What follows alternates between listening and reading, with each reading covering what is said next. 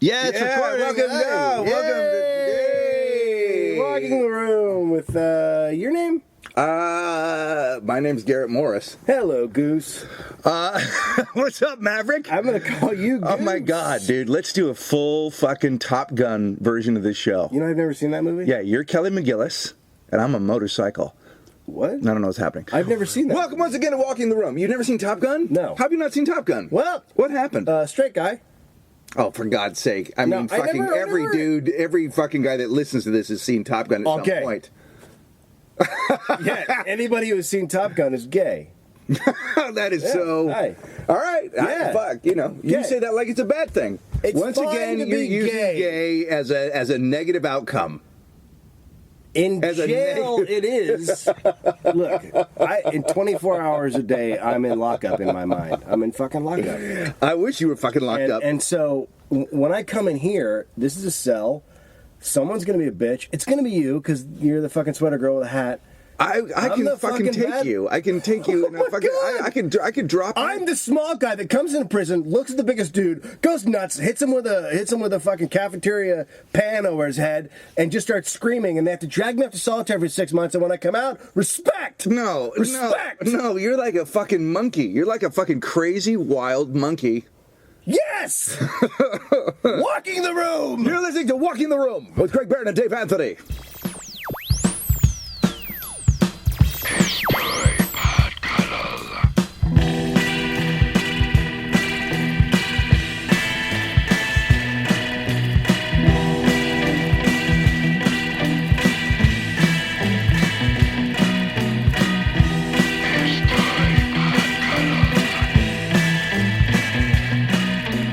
I have an announcement. Those of you who are... shit is going up on iTunes late. Podcasts are going up late. I know it's happening to Marin. It's happening to other people. iTunes is getting so... Apparently, they're saying they're getting so congested with... podcasts that they're putting them up late. But if you subscribe, it will... load. It's just not showing up on the list. Yeah, it'll show up, but it'll show up in your iTunes. So subscribe and pass this around like crabs. Yeah, give this to other people. Make sure that this is a disease. Let's spread this disease because tell people about it with your genitals. Yeah, if you can, like, just rub your Walking the Room right up against somebody else's. Here's what we want you to do. If you're walking on the street or if you're in a gym, whatever, you're showering, whatever's going on, just rub up to other... You're in a park. Yeah, so walk up to someone, rub your genitals against them and just go, hey, Walking the Room is not showing up on the iTunes. Let me give it to you. Let me give you a little WTR. Are you suffering from WTR? Look, this show is an open sore for you to go ahead and dump viruses into. So please dump this virus on other people. Let them know that this is an entertainment for them to. Do you know what iTunes is doing? No, I don't. Those motherfuckers. I guarantee you. What are they doing? I guarantee you that they are not putting these up on time because they are then going to go, hey, we need to start charging the people who put up podcasts, or they're going to start a hosting service. And then they'll go, it'll get up on iTunes that day immediately. This is a way. I fucking guarantee you, this is a way for them to make money off of people like us who are putting it up for free. You think so? So then we got to pay, sort of like what we pay for our Libsyn page, right?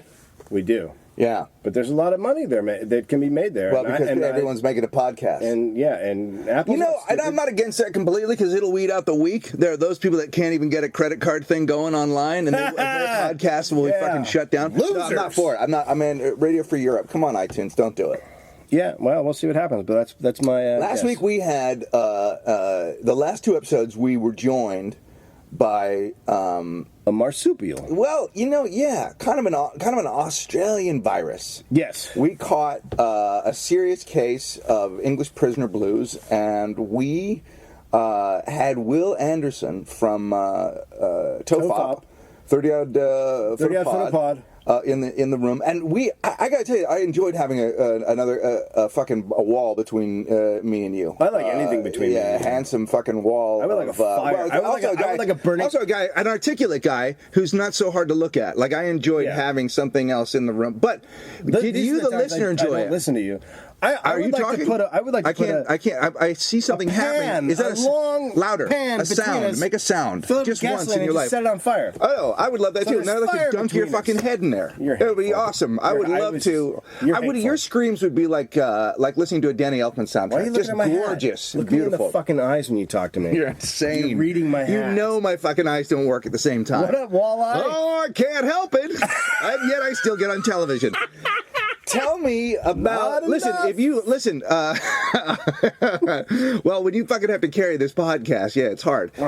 So, did you enjoy having another person in the closet? Let us know, because oddly enough, Dave and I are fine to do it just this way. We think there's enough hate to fill up an hour every week, but people have asked to be on it. Yeah, a lot of people have. I don't know why. I guess there are other people who want to lose too. I think they're just people that go, oh, I'll play Russian roulette with my career. Let's do it. Let's spin the chamber. This is like jumping into Lake Poison. Like when you come out of here, your career is fucked. Yeah. Like we just killed Will Anderson's career in America. No. He came over here, a handsome, respectable dude who's trying to get work, who could easily, there's no reason he couldn't end up with his own version of the Craig Ferguson show, but we fucking ensure that that's not going to happen. Because we soured him with our hate. As we should. And our ability to. Did you listen to the episode? I listened to some of it. What did you think? Okay, we got a tweet from an Australian who was like, I just listened to Will Anderson on Walking the Room. They just never let him talk. Tofop is better. Yeah. Like, so my response to that was, don't listen, but also like, he's our guest. He's not the star. If you come into the closet, you sort of got to know the vibe of the show, and it's not going to be about you. We're fucking two idiots who get mad at each other because the shit that comes out of assholes' mouth is upsetting a lot of them. Well, look, I think also the other thing is I don't think he felt the need to jump. He was clearly enjoying sitting back and watching me tell you to go fuck yourself. Yeah, no, and then watching you actually fuck yourself. But the thing that I think is good about it is it upsets somebody. That's the fucking point. Yes. I mean, look. If you want to hear all of Will Anderson, go to fucking Tofop. Yeah.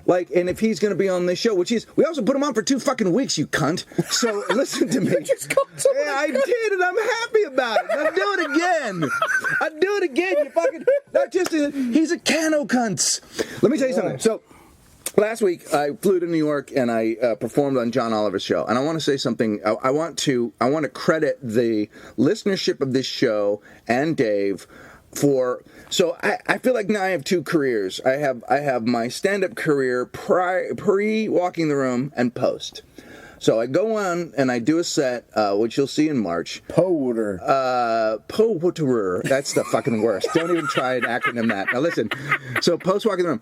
So one of the punchlines that I used was I said that I like to eat so much that it hurts. I go, it's not a successful Thanksgiving unless I walk out of the dining room feeling like I've been turkey fucked in a gingerbread prison. That goes over like a fucking storm. That is pure Walking the Room. When I was done with my set and John Oliver walked back out to the stage, he stared me in the face and said, turkey fucked in a gingerbread prison. So that is, I can't take credit for, that's not something that I come up with by myself. That is completely pure distilled Walking the Room. So I thank you.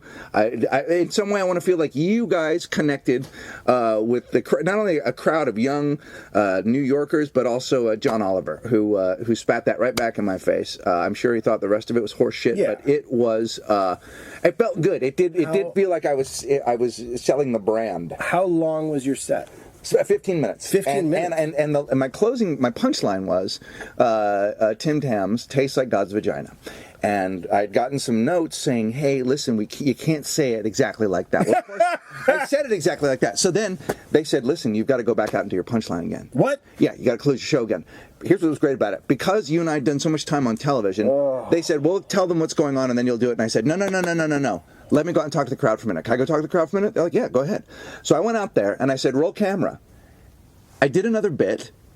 just added that at the beginning, talked to him for a while, and then said to him, listen, this is going to be the most unnatural thing in the world. I have to close my show again. I have to end my show with a punchline. You have to pretend like you've been hit in the back of the head with a fucking bat. You're so surprised by it. So when I said it this time, I fucked it up again. I said it completely wrong. I didn't do it the way they wanted me to do it. Not intentionally, just because I'm a dope. The fucking crowd cheers like I've been just made king. They fucking go, whoosh! And I literally stand up, put my hands up like that, look to the ceiling, and fucking walk off triumphant. So it's going to be ridiculous. You all will know. But it was a lot of fun. But I also had do you to remember say, we were working in Colorado, and I was sending a tape to... Fuck, I don't remember. It was a tape to get on something. I don't remember. It might have been Montreal, but I don't remember. Yeah. But I was making a tape for something, and we were shooting it in Denver at the Comedy Works. Comedy Works. Yeah. And the host went up and said, "Hey, this guy is doing it for this reason." And it was what I was doing was I was doing a 30-minute set, but I was pretending like I was just doing a 7-minute set up top with the jokes I needed for that particular thing. Yeah. And so the guy said, "Hey, this guy's doing it for this, so get excited and give him a good response." And I walk out, and it was like Seinfeld had retired from his show and gone away for 10 years and was doing one exclusive appearance in Colorado. Yeah. Like these people never even heard of me, and they went fucking bug fuck. Yeah. And I had to go stop clapping now because I have to do the set. Yeah. But they were in, and then the whole way through just fake crazy, and I was like, well, that's just. At the end of it, I was like, well, that's just retarded. It's gonna, people are gonna. It's funny though. People will do. That's the thing I think people forget. Like when you're doing a stand-up show, and I'm sure we have young comics on here. If you're ever on there and you fuck up your punchline, you can actually stop. And do it again. Because they'll put it together for you. You can edit on the fly, and that's the great thing about it. Can't do that on a Conan. You can't do that on a live television program, but you can do that on a TV taping. But I got to tell you, so Brendan Walsh was on the show, on the episode. He was fucking great. Kyle Kinane was back there, Moshe Kasher. There were some really good comics. And I have to say, as good as the set was, sometimes you see someone that's young, and they're connecting in a way that there's just not possible for you to... Yeah. This was sort of an NYU crowd. There was a lot of young guys there, and a lot of beards. There was a lot of beards and flannel on the whole show.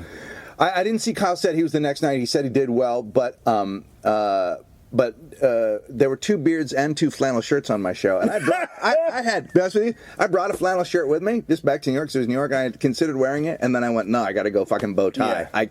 I can't dress like these guys.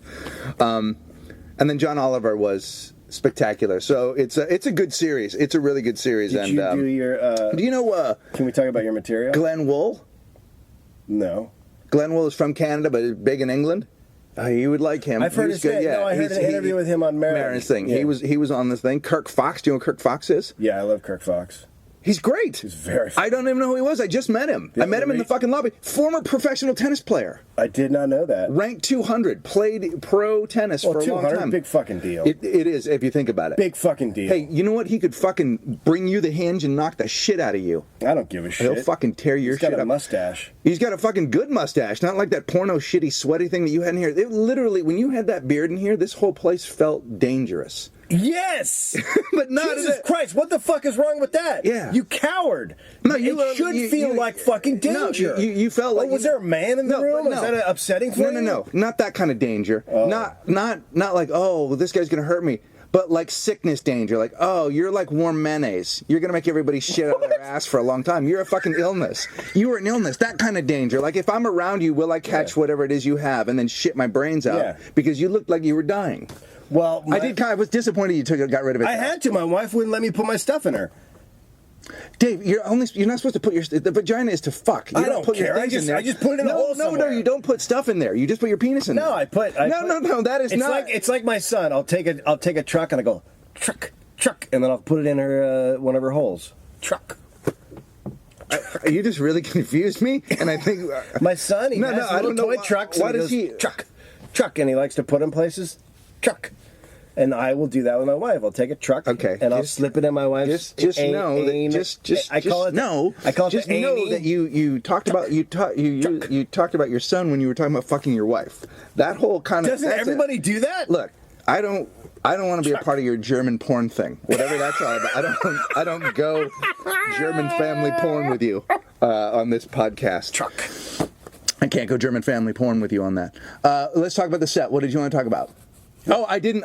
What did I do? Wait here, because Comedy Central has these rules where they want you to be young, and they don't want people to talk about their kids and their families and that shit. They want it to be. They think that their audience won't laugh at that, even though it's fucking. I'm going to use this word very specifically, retarded, because when I was young, like 20, I would watch all kinds of fucking comedians talk about their families and their wives and whatever else, because if they did it well and it's funny, it's funny. I was thinking about this though. When you and I were kids, we didn't get an option in terms of what entertainment we were allowed. There was only one kind of entertainment, and it was for everybody, and it was for mostly adults. So you grew up listening to Bill Cosby, and he talked about getting married, going on his honeymoon, driving his car, the kids he grew up with. Like, he just talked about stuff, and you fucking laughed because he was funny while he did it. Yeah. And you got it. Yeah. Because human beings are smart, most of them. Yeah. Unless they run a comedy network. You know, here's what's funny.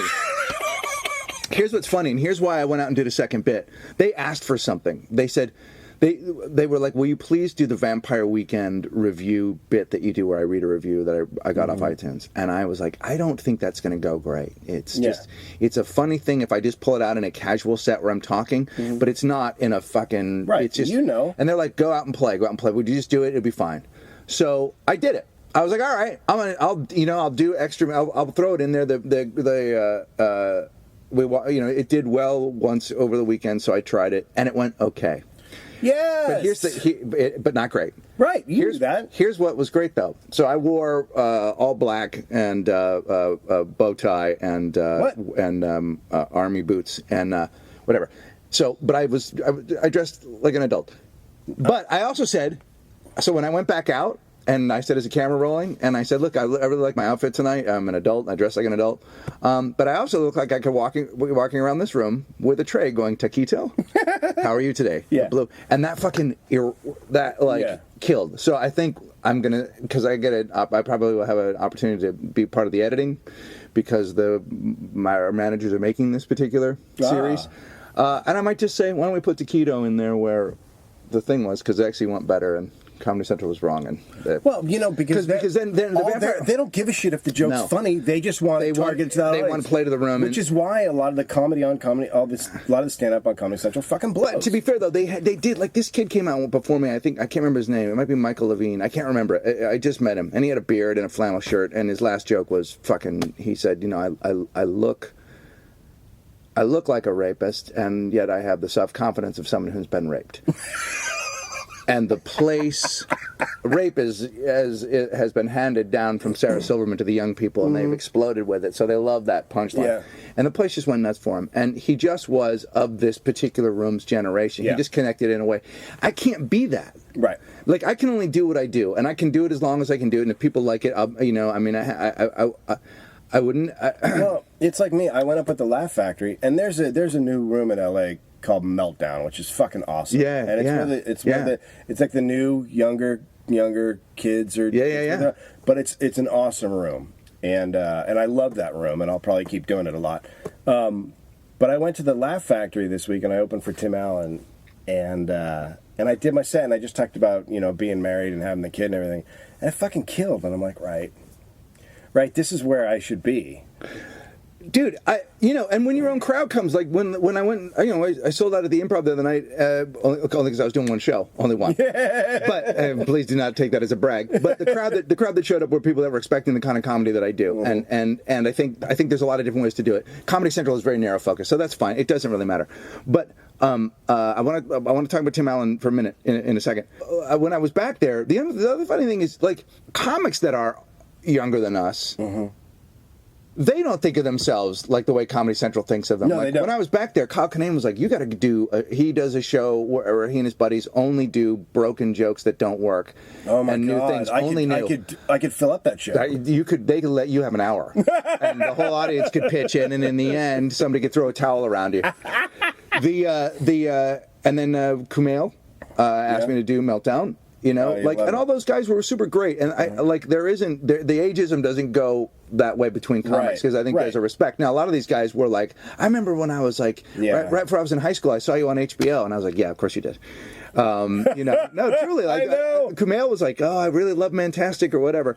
But so, I mean, it is like a generational thing. Now, yeah, look, the younger comics, it's what we were. Do you remember looking up to like Jake Johansson and being and like all those guys? It's like a generation, and now, and I remember being like, holy fuck, I am working with Jake Johansson. Holy fuck, Jake Johansson wants me to go out on the road with him. This is crazy. Like I remember those times, and so now we're those other guys where they. No, I mean, I remember the first time Greg Proops came up and said, nice set, and I was like, I rode that. Yeah. I rode that buzz for like a week. Yeah. You know what I mean? Like, that to me was like, and he's only a couple years older. Yeah. But than me, but he was always super smart and always a great comic, and just his approval was such a big deal. And you forget that you feel like comics, they don't, you know. Yeah. No, I don't. Because you didn't make words there. What you did was you used your hand. You know what's so funny? I had to take back some of the words I got for Christmas because they didn't fit. See? Fuck you. See, here's the deal. If you go around bragging about words and how much you know them and how much they're your friends and how much you get them for Christmas and everything else, you're setting yourself up for a fall because you're a stupid, stupid man. And you're an insidious fuck.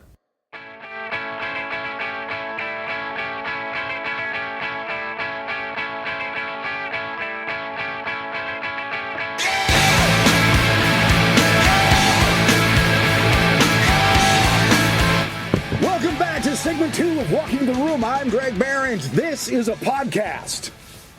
What? I'm Dave Anthony. And our special guest, Dave Anthony, is with us today. Dave, welcome to the program. You make me sad. You have so many accomplishments, we can't even go over them. But you've done some stuff. Welcome to the show. Tell me, how are you? What's going on with you right now? What's happening in your career? Mostly nothing. That's why I'm in a closet with you. Well, fuck, I'm here too. I fucking pretending to be a radio DJ. I looked at my career. I sat down one day and I went, "Well, fuck, this is not working. I'm too lazy. I don't have my shit together. I fuck around a lot." And I said, "What? I need to find someone who is an anvil to just attach myself to." As they're because I'm fucking hard. Because I'm hard.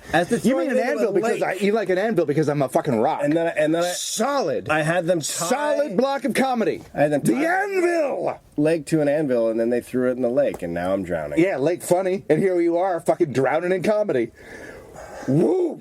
The Anvil. I'm now fucking the Anvil. Welcome to the Anvil and Anthony. I know. That's our radio show, the Anvil and Anthony.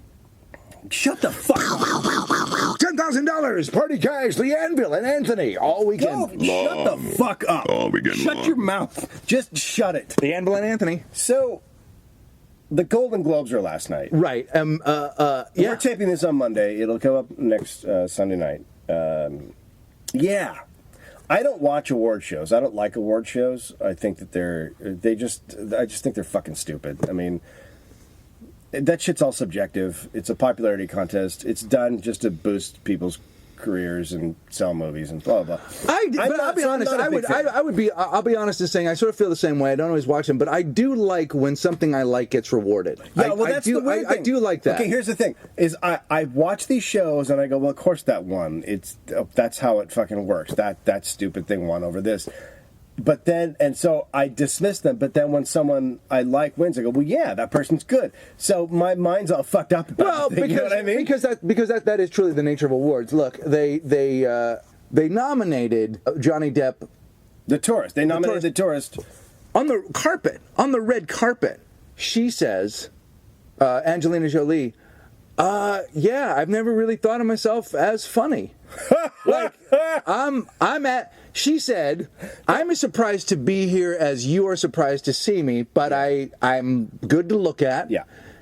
And here's my husband, and we're an event, and whatever. But I mean, I think even she gets it, and I think some of the people in the room get it. Like, I think they're like, look, these are essentially. These are gigantic, because I've done some corporates. These are just corporate events. These are office parties. We're watching an office party. And they can't have an event like that without Johnny Depp and Angelina Jolie there, so they nominate them for the best comedy, because they can't nominate that thing for best drama. Right. Well, and I bet if Johnny Depp had only been nominated for that, he wouldn't have showed up. The fact that he was there for the Alice in Wonderland and because of his relationship with Tim Burton and to promote that movie, I bet that would be why he was there. Because I think he probably... Look, these guys know when their movies are good and when they're shit. Yeah. They just do. Yeah. I mean, even fucking De Niro last night in his acceptance speech talked about how bad The Fockers was and said sometimes you just have to work. That's what he said. He said sometimes he goes, oh yeah, he fucking took down Little Fockers. Oh my god. Yeah. He also made a list of all the movies of his that they didn't show in the reel, and they were all ones that didn't do well, like Stanley and Iris and all this other shit. And he has odd timing, and I think he was reading his thing that he'd written, and it was meant to be funny, and it didn't go as well as it was. But he was essentially saying, I've also made a lot of bad movies. Yeah. And then at the end he goes, because you just work as an actor. So sometimes people take this shit too personally, and when they're like, I hated that movie, it's like, well, fuck that. Look, everyone tried, let it go. Now, here's the thing that I'm having as a... Now, I was a fan of the original Office. Loved The Office. Loved it, right? And I've enjoyed Ricky Gervais in a number of things. I watched his special a little while ago where he just fucking took down fat people. Uh-huh. I went and saw him tape his first special here in L.A. I went and saw that set that he actually was his first American special, where he was just talked about being famous. Mm-hmm. And I fucking thought last night, I was like, I don't know what this thing that you're doing is, where you're better than everybody, but it's kind of coming off. You're kind of being a cocksucker, I feel like. I didn't take it as he thought he was better than everybody. I didn't take it that way. I took it as he was just being mean. But it just came off as mean. The fucking Tim Allen thing was off the hook. What's the Tim Allen thing? He came out and he basically said, here comes Tom Hanks and here comes Tim Allen, right? And he lists everything that Tom Hanks has ever achieved. Mm-hmm. Blah, blah, blah. And he goes, and the other guy is Tim Allen. That's kind of funny. Kind of, but it fucking hit in the room. It hit in the room like a fuck you. And, look, Tim Allen is not Tom Hanks, but, fucking look Tim at career. Fine. Look at fucking Tim careers. Allen's rich beyond words. But not only that, look, the guy still makes comedian, movies that are he was successful. on a show. Look, I'm not saying the guy's an artist. He's no fucking Robert De Niro. I don't think he thinks he is. No. But fucking respect. He stayed in the business. He's done a lot of shit, It was fucking mean. So Tim Allen comes out and says, just fucking looks at him, and then Tom Hanks goes, and maybe it was a script. Tom Hanks goes, God, I remember there was a time when Ricky Gervais was chubby and nice. And then Tim Allen goes, and now he's neither. Now, maybe they checked. It's possible that was a scripted thing, but it was. I think it just kind of came off as like a little bit too much of a fuck you. No, I don't think it was scripted because, what's his name? Robert Downey, who he bagged on, came out and said something about mean-spirited night kind of thing. And then they asked him afterwards, and he said, look, there's times to be funny and there's times to be mean, but this is just kind of mean tonight. So the stars weren't in on it. It was just a dude saying, go fuck yourself to Hollywood.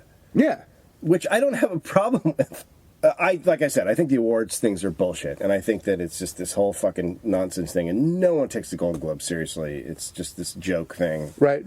And I think I don't know what's going on with Ricky Gervais, but I think that it's somewhat impressive for a guy to walk up and go, "This is just fucking bullshit." We don't know. He's been in this town. He's probably been to parties. He's probably been around, and he's probably like, this place is just fucking horseshit. And I've got my money. I'm leaving. And how about a nice, go fuck yourself. Here's what I think. Then, don't fucking take the gig because you're playing a part in it. It's not like he got up there and was the Sex Pistols about it. Like that we had no idea that he was going to get up there and just be that fucking mean. And the other thing is like, these are all people that you work with. Like, this is an office party. And now you're telling everyone, fuck you for getting an award. It's like you're on the floor. I always think of this place as a giant factory, and this is the fucking factory floor. And everybody's here, and these are all the people that work in it, and we're having an office party celebrating some of the things that we think are good. Yeah. Yes, should Colin Firth get an award? He should. That's a fine piece of acting. Well deserved. Okay, right? but now you've got all these people And you've got Tim Allen, who I actually, now I've met, I think he's a nice guy. I'm watching him do stand-up, and I'm realizing I was fucking wrong about him, because the dude just goes up and does an hour and just tells stories and doesn't do his gimmicks and doesn't, none of that's there. It's just a guy with good fucking timing and well-crafted jokes creating an hour of stand-up that's very good. So everything I thought about him was wrong. Right. That being said, when he walks on stage, he goes, I'm hey, I'm a guy who was a drug dealer, and I went to prison. Well, that's fucking... Hit some guy with my car, got my own TV show, and hey, here I am. Like, he just lays it out of what he is. So when I see a guy go up and make jokes like the Scientology joke about, they're just so gay people can, hide or whatever the fuck it was. He's saying something that everybody says, and now he's saying it out in the open. All that shit he said, there's people in that audience who are just fucking scumbags, and we act like they're fucking awesome. We act like they are great. Okay. You're putting on a night of lies, right? And so there's people that are fucked up out there who've done bullshit things, and he just went, fuck this, and he basically broke it down. So that's what they're so upset about. They're upset that this dude walked up there and basically said, this is just a big charade. Yeah, I do think, though, that there's I think Steve Martin's done that a little bit. Chris Rock has done that a little bit. I think there's a way to do it with a little bit of finesse. And I also think, who the fuck are you going after Tim Allen for? Yeah. Really? Tim Allen? Why don't you go I don't think the Tim Allen thing is that bad. I think that's actually. But you had to see it, and you had to see the fucking look on Tim Allen's face. I think you had to see the crowd's reaction. It was a culmination of the whole night. Possibly, because Johnny Depp in the opening monologue was pissed. Was he? Dude, I didn't see it. They showed his face, and he just had this little smile on his face, but he was fucking pissed. What did he say? I didn't even remember what he said about Johnny Depp, but he was pissed. Yeah, well, I mean, look, it is what it is. I also think sometimes it's not like he's that brave. It wasn't like he's fucking taking on you're taking on fucking entertainment. Like, the other thing is, if you are surprised by the scumbaggery and the skullduggery and all the fucking rest of it down here, if you're surprised by how shallow and shitty people are, where the fuck have you been? No, but you don't have to be surprised by it, but you can still walk into it and just be like, I'm not surprised by it, but I'm also I sit there and have to listen to fucking people talk about shit that is just okay, besides all that, are you a human being? It's just fucking awful. But also, you're also talking about your fucking office politics, and there's a fucking country of people that don't give a shit, who are just trying to make they're watching entertainment, because they got to go fucking to work tomorrow, and they don't give a shit. They just want to be entertained, and I don't think they... I think that was entertaining for a lot of them. Yeah, maybe. I think that was entertaining for a lot of them. I don't know. Maybe. And again, I also just part and parcel. Yeah. I wasn't paying attention the whole time either. So, yeah. But I'm again, not a Tim Allen fan. Don't go to his features except for the ones that involve my children. And but he's always been nice to me. Yeah. And he gets coffee right down the street. But I just thought it was a fucking cheap shot at it was like a fucking at a guy who didn't deserve it. You know what I mean? Sure. Well, it's something that and Dan Hanks, it's something that I might do if I knew both those guys and I was friends with them, and then it would be like, oh, haha, it's a thing you're doing. We know each other. They didn't know each other clearly. Mm-hmm. And yeah, but also if he'd just done that and that was the only thing he did, I think it wouldn't have mattered that much, and it would have been funny. But that was at that point it was a giant snowball rolling downhill. Yeah, and he had already crossed that line where this isn't working anymore. The audience is now upset. It's crossed that line from funny into mean. And then he says that. And the thing I don't generally like is 90% of award speeches I don't love. I always want people to be... Who gives a shit? I don't fucking care if you're going to thank your PR. God damn it. You know what you do? Okay. First of all, thank the guy who wrote the fucking script, number one. And the director, and the people who helped you create it. But who gives a shit about your fucking business people? Your team. You send them a card. Team. Send your team a fucking card. Your fucking team. Hey, listen. Send the team a card. You know what? And you know what? If you're giving your kids life advice, Sorkin on national television in an award show, it's not the place. Was he calling back? What a stupid asshole. Was he calling back Elite from the election? Was he calling back when they called Obama an elitist? What is the elite? What did the elite? That's like a right wing thing that Obama's an elitist, and that's like no, I know that, but I'm saying, but was he referencing? Is that what I didn't get why he was using the word elite as though it had been used at some point. It was part of his speech he had prepared before. It wasn't anything to do with the night or anything. It was his thing he was going to bring up because he had an idea if he won. He was going to go on stage and talk to his daughter wanted Jesse directly. Eisenberg to win because I don't know who that is. Jesse Eisenberg is the kid from Social Network. Oh yeah, okay. Because I wanted some humility at the mic. I met him once and he was lovely, and I think I just wanted someone to be. And I didn't see Christian Bale get his, but I wanted someone to be fucking humble. And the only guy who was humble the whole night, everybody else thanked their fucking people, their goddamn people, their goddamn Shut people. the fuck up with and the it people. wouldn't be okay if it wasn't for blah, blah, blah, blah, blah. It would. And who gives a shit? I'll tell you something.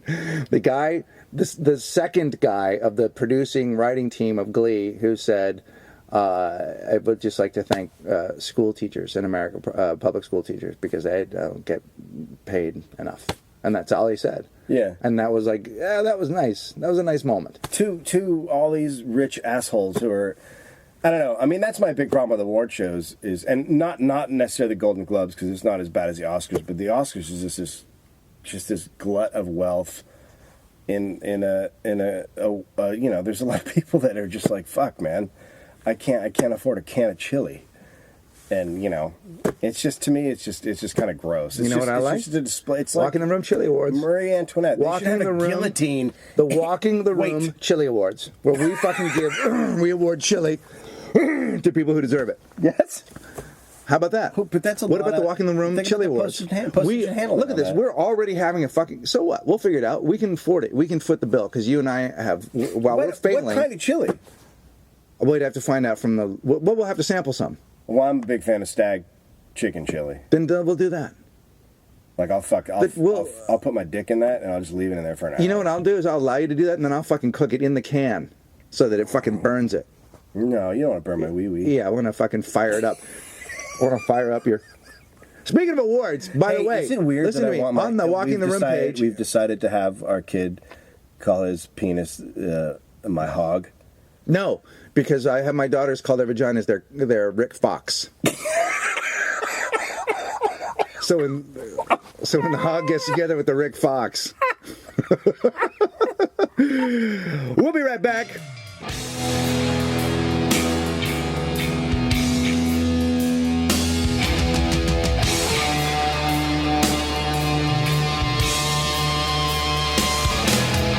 Segment 3. Walking the Room. This is when it all comes together.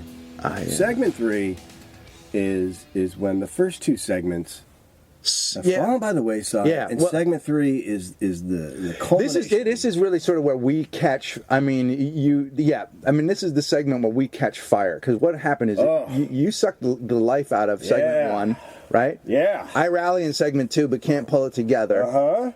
And then segment 3, shit, we are both just. I got a soft on and I'm ready to go. What? Yeah. Listen to me. If you are one of the many people who have been writing on our Walking the Room Facebook page, and you see the word hanger underneath a comment, that means you want a hanger. And you go ahead and email us at... you don't know the email address? No. It is walkingtheroom@gmail. Walkingtheroom@gmail. Was that hard? More complicated than you can possibly imagine for You're a small... You're a dumb dude like me. Small. twat. Listen to me, cunt face. We had a guy go apeshit today. Gabriel James he put up like 30 posts. Really? It's like he was having a seizure. And what 30 posts on our Walking the Room page? Yeah. Do they make any sense? Is there any reason for any of them? Like 7 out of 10 people said they would rather be owned by Michael Vick than listen to this podcast. I saw a guy at a bar yesterday. I saw a white guy at a bar the other day. It doesn't matter that he was white, but he was wearing a Michael Vick jersey. Do we wear Michael Vick jerseys around now? Is he okay? Oh my God! This guy Let me just say this: we came so close to having a Super Bowl of a rapist against a dog killer. Oh, is that going to be Vic and Rossberg? Yeah, Vic was in the playoffs. Yeah, the other rapie's going to the. Did they end up losing? I didn't watch the game yesterday. The Patriots won. No, Patriots lost. So the Jets won. Yeah. Doesn't Roethlisberger play for Pittsburgh? Yeah, but who does Vic play for? Vic plays for the Eagles, I think. Oh, okay. So they're out, but we had a chance. We had a chance. Yeah. To have the NFL. How do we know that is no fucking bummed. No. We had a chance for it to be publicly known that those people do that. Every year when they get together and have a Super Bowl, there's got to be a rapist and a murderer. There's got to be. I mean, come on. Those are not great people. No, they're not great people. Not all of them. You get 22 of them on the field. You get 22 of those guys on the field at any given time. A couple of them have done something really bad. But you know what? You know what they should have? Like, these guys should be allowed to play in the NFL. But whenever Michael Vick completes a pass, over the PA system should dogs barking, and when Roethlisberger completes a pass, just sobbing from a young lady because he's a fucking animal. So anyway, if you see hanger written under one of your posts, go ahead and send us an email, and we will send you a hanger. You will. I will. I'm not involved in this shit. I don't want to be involved in the mailing and the care that comes with sending someone something. Yeah, see, I don't have a problem with that because that's the difference between us. I like people, and I think that when they write something that is better quality than this fucking show, some of the people that write stuff on here should have their own shows so that we can listen to it, or that someone could listen to something good. You're nuts. Our show is top of the line. Anything they try to make is unworthy of my time. Okay, I'm going to tell you what our show is. Yesterday, Waffles, our terrier puppy, went out on the lawn and ate a shit, and then later on shit. Get the shit out? Yeah, that's our show. Yeah, walking the room. Yeah, when twice-baked poop. God damn. Twice-baked poop. You got to say, even when our show is sucking, we come up with something, right? Every week there's some sort of, I mean, that's a fucking T-shirt right there. Glitter done. So, I got an email from a gentleman in Australia. Mm-hmm.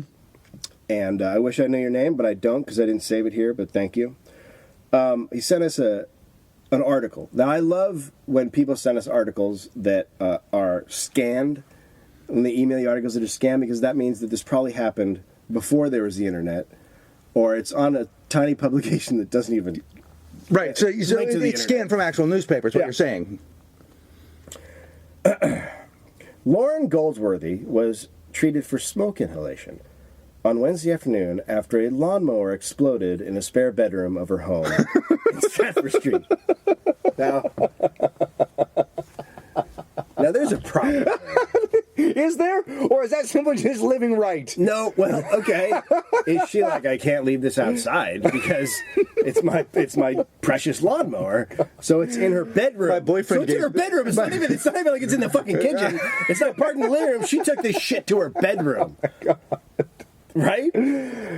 I love... Maybe her boyfriend gave it to her. Okay. Mrs. Goldsworthy...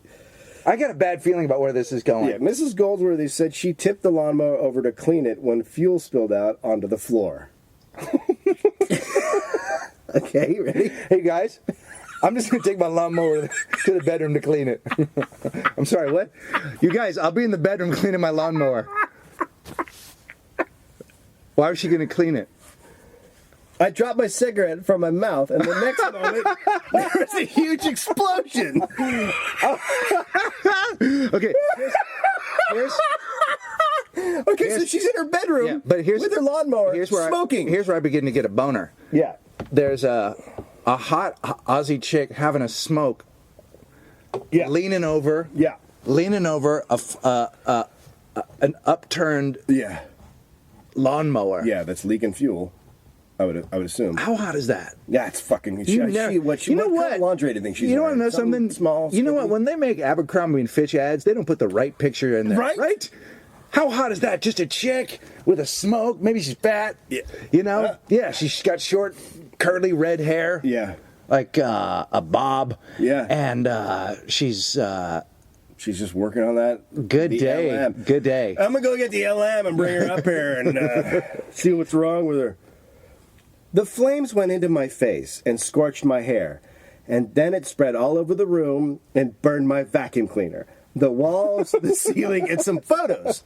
So she's got a lot of shit in her bedroom. She has the vacuum cleaner. She has the vacuum cleaner out her bedroom. Because after she mows her rug, she has to vacuum up the pieces. because she is on all of the methamphetamine.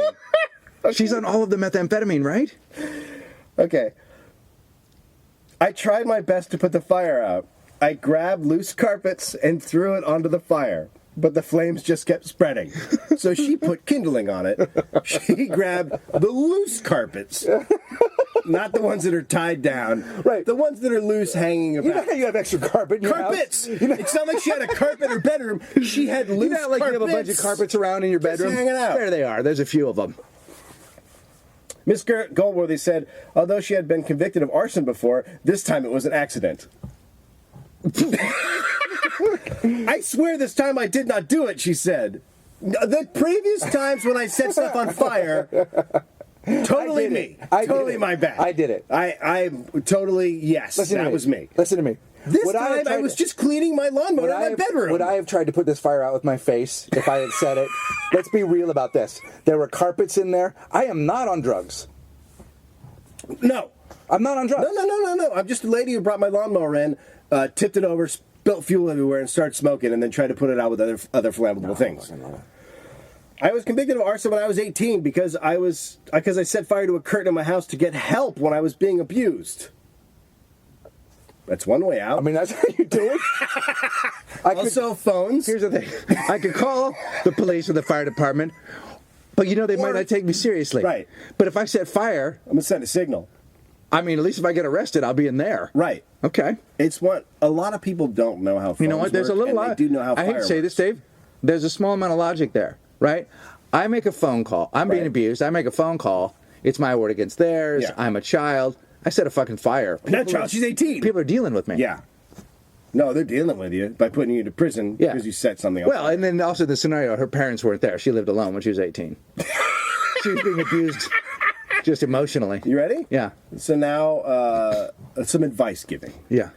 Mrs. Goldsworthy said she wanted to warn others to be careful when cleaning lawnmowers.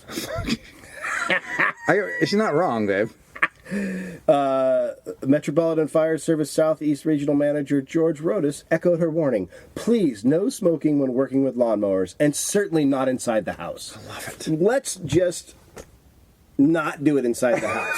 And if you're gonna, don't have a smoke. Yeah. So she said most of the fire had been extinguished by the time the firemen arrived, and it caused $5,000 in damage. So that's not bad. She fucking sounds like a juggalo. She's married, Mrs. No, I get it. She's a juggalo. That's a juggalo fuck move. yeah, That is a she's a juggalo. dumbass. Are That you is fucking shitting me? That is a juggalo. That is a full-on Vanilla Ice move. I'm surprised she didn't He's a try to- juggalo, right? I'm surprised she didn't try to put it out with a hat. Ice is a fucking. I've been Coolio. retweeting Vanilla Ice because he's a juggalo and he ends everything with whoop whoop ninja. So how can you not be a part of that fucking beauty? So yeah, and some people are like, why are you retweeting Vanilla Ice?